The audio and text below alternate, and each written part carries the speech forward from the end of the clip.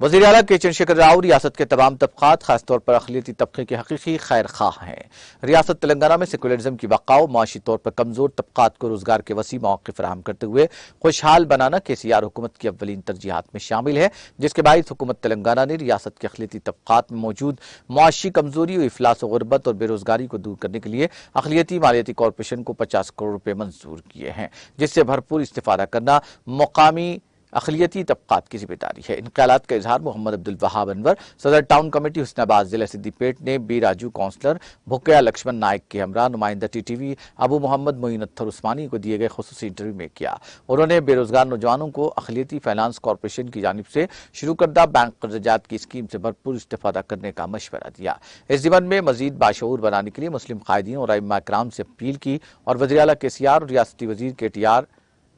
के अलावा वज़ीर दाखिला मोहम्मद महमूद अली, वज़ीर सेहत हरीश राव, रुकन असम्बली हुस्नाबाद वी सतीश कुमार से इजहार तशक्कुर किया।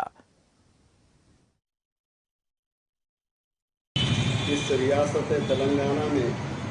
इस तेलंगाना हुकूमत के वज़ीर आला KCR साहब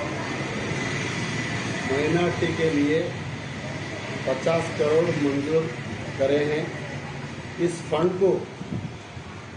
हमारे जितने भी इस तेलंगाना के यूथ्स है पूरी तरीके से उसको इस्तेमाल कर लेना चाहिए और हमारे KCR साहब जितने गरीब लोग हैं पूरी तरीके से इस्तेमाल कर लेने के लिए कहा है।